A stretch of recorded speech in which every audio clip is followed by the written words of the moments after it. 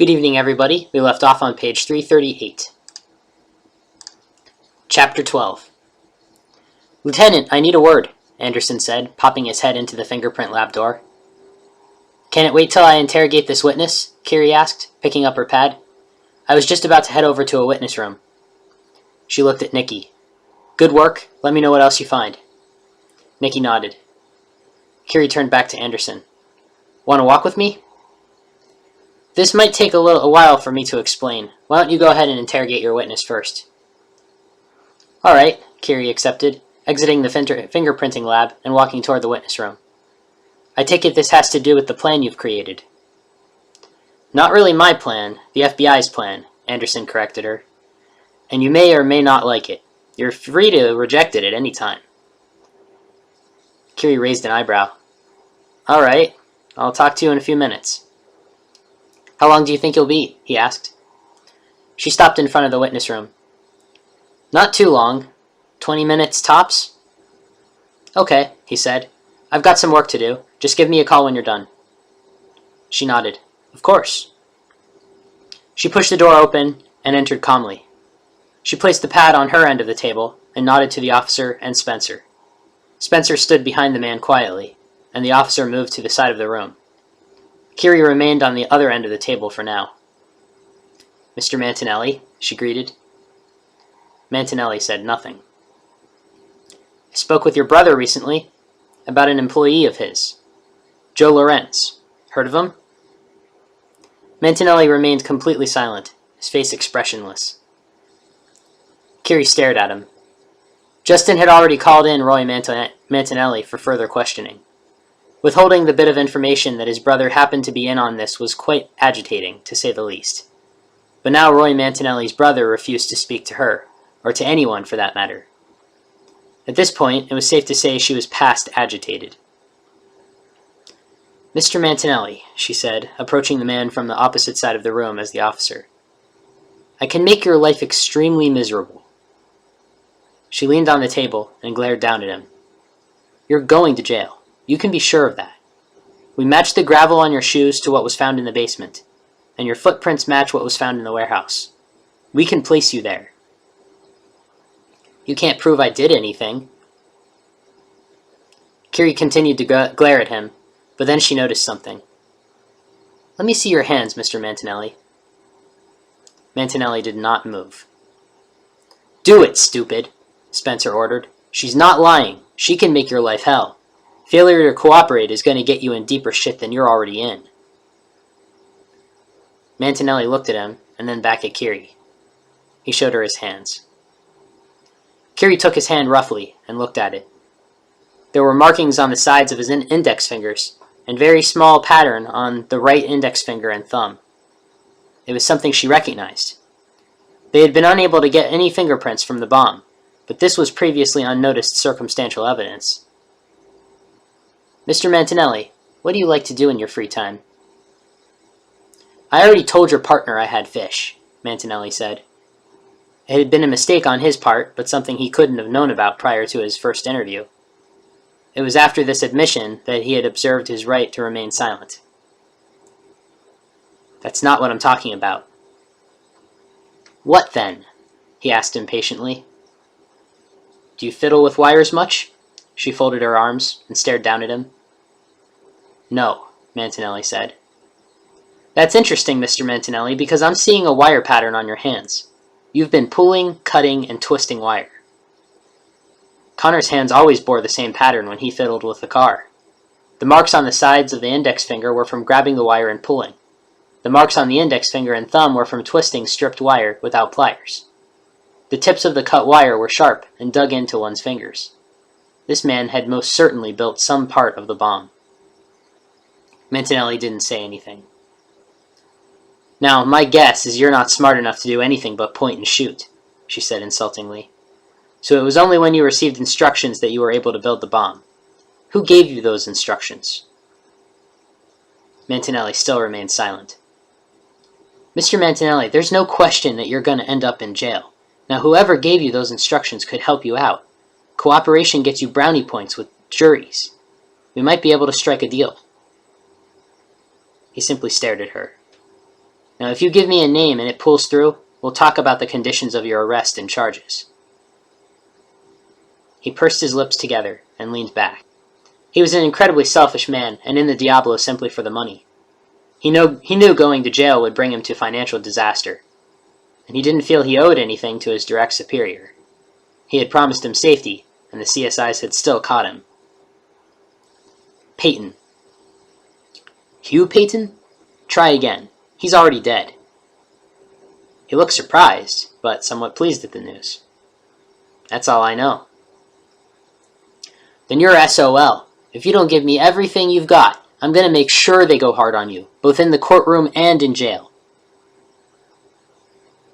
Mantinelli frowned.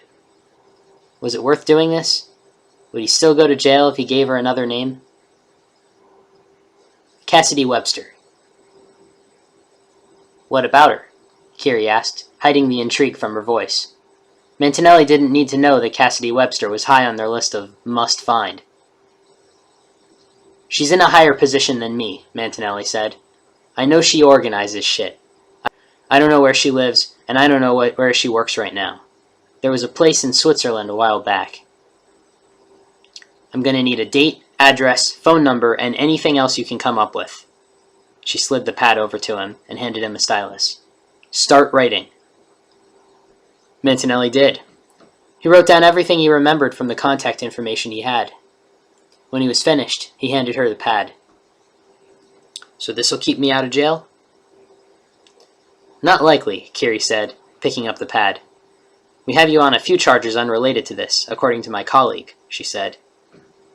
Tillman had given her a briefing on this guy. He could apparently be connected to a shooting in Delaware. That tied him in as an accessory to murder, and those didn't get out of serving jail time. You bitch, you said you'd cut me a deal, he said, standing up. The officer moved closer, and Spencer stepped up and drew his weapon. Sit down, the detective ordered. Mantinelli didn't respond, but instead looked at Kerry, his eyes flaming. Kerry met his eyes, and her glare was equally as harsh.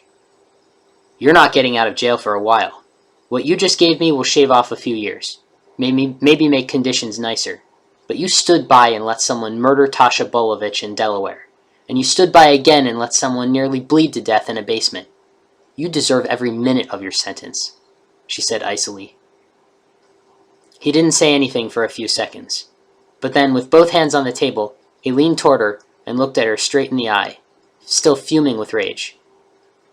Your husband was a coward down there, begging to go to the hospital, crying like a woman. He didn't get to finish his sentence. Kerry swung her elbow into his Adam's apple and followed him as he staggered back against the wall.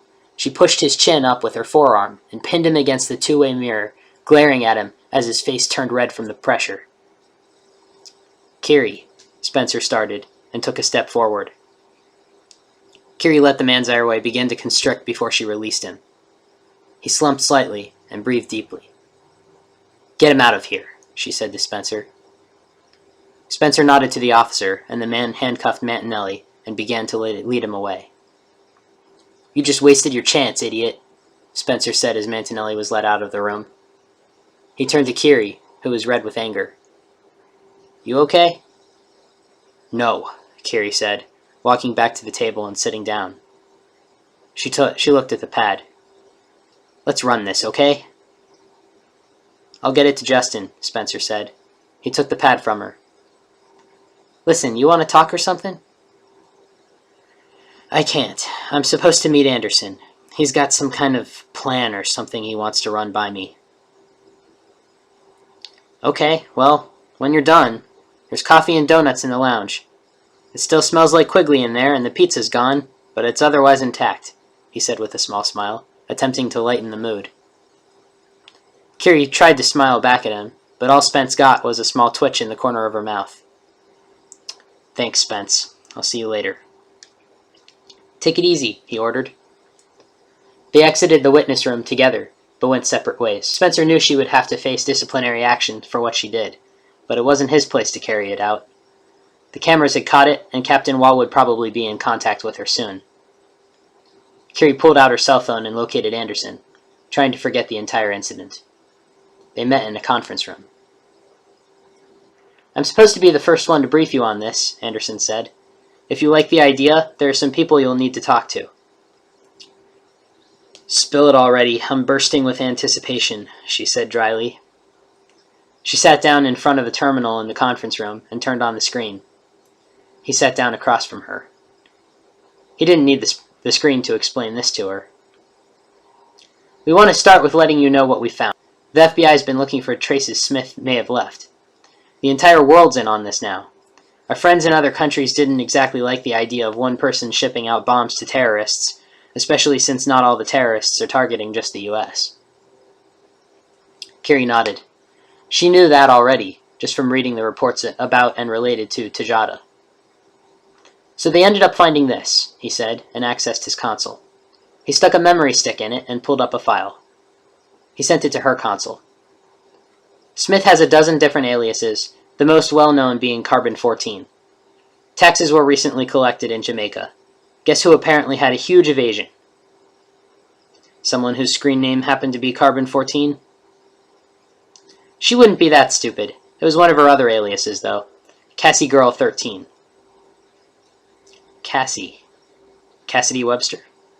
Kerry said quietly. Your missing person? Kerry nodded. Well, there you go. But that's not what I'm here to tell you. Go ahead, Kerry told him.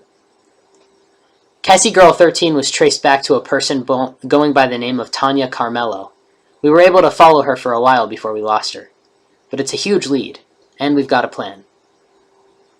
Where'd you follow her to? Hilton Head Island, South Carolina. A wave runner went missing yesterday, and someone named Tanya Bishop rented it out. Too good to be a coincidence. We need to follow her, and we need to follow her now. My superiors were already thinking of this before this happened. They're suggesting that we use you to infiltrate wherever we find her. Infiltrate? What do you mean? We've studied her personal profile very closely. And so have you. No one knows her better than you and your colleagues from 12 years ago, and she happens to be after you in particular. We've got a plan of infiltration, and once we find wherever her stronghold is, we believe it's either underwater or on an island, and that she was picked up by a helicopter or gotten into a submarine from the Wave Runner. This probably means she's hiding a manufacturing plant, and that she's mass-producing weapons and drugs, possibly bioweapons as well. There's a huge shipment that the CIA got wind of, and it's all tank. They're in process of stopping it. Now once we find the complex, we can plan an actual infiltration. But regardless, we need you to drop her guard and draw her out. You think if I infiltrate, she'll be more distracted with me and let your forces in. I'm bait. Well, yes, but you'd be protected. We'd make sure of that. And we could really use you. You know how she'll react. You know her well, Lieutenant, and that's very important for a mission like this. Now, we can't force you. If you refuse, we'll try to get in without you. Whose forces are we talking about? FBI, CIA, NSA? I mean, at this point, every government organization in possession of forces has to be interested. It'll be a combined effort, actually. We'll have a few military officers on the team as well. We're keeping it quiet, not letting her know we're onto her. So far, Hilton Head authorities are still under the impression that a few teenagers stole their Wave Runner and put it under a false name. Kerry nodded. She thought this over as she spoke. If she went, there was a good chance that Smith would take their opportunity and kill her right there. But with such a huge force backing her up, she didn't think she would be killed. Injured perhaps, but they would get her out of there before Smith could inflict any permanent damage. And she could think of no better way of stopping Smith from continuing her plans of destruction. She had to protect the world and her family from this woman. But would it be fair to Connor to leave? He was in good hands, and so were the kids.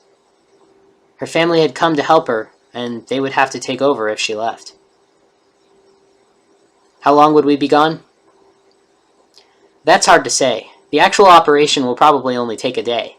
But the preparation, the search for the base, and the cleanup afterwards, I'm guessing 3 days. If we're there longer, she'll be on to us. Okay, Kerry said with a nod. 3 days wasn't bad. It would feel like an eternity to her, and probably to Connor and the kids, too. But she had to do this. When do we leave? ASAP. We've got to get you out of here and to Seattle by 1800 if you want to do this. 1800? That's only 2 hours from now. We'll never make it. Private flyer. No security lines. We've got to keep this extremely quiet. You get to go to the hospital for 5 minutes before we leave. You can't talk to anyone but whoever's there. And you can pack at your house, but you get 10 minutes to do that. I know this sounds ridiculous, but the only reason why you're going to your house and to the hospital is to make it look like a normal trip, if anyone finds out that you left. We can't let her catch wind that we have a lead. Kerry took this information in. She would get 5 minutes to say goodbye to Connor, and then 10 to say goodbye to the kids. Could she explain in that time? Why Seattle? She asked. Because it's far from Hilton Head. And we're going to a security conference, something mandatory. You've been summoned by the US government as a law enforcement official. No choice but to go, even if you're in the middle of a case. Shouldn't take longer than a day. Kerry nodded. It was good cover. You've got the paperwork to back it up? Of course. She paused. I thought there was no rush on me coming back. If this is so urgent now, what would you have done if I had said no, or come back later? The corner of Anderson's lip twitched. Lieutenant, there are a lot of variables going into this operation. If you had said no, or that you would come back later, we would have just proceeded without you. As it is, the times I gave you might change. Nothing is really certain. She seemed to gauge his honesty by staring into his eyes for a moment, and then she finally said, All right. She stood up. All right, she repeated, taking in all of this. She looked at him and made her decision. Let's go. We'll read more tomorrow.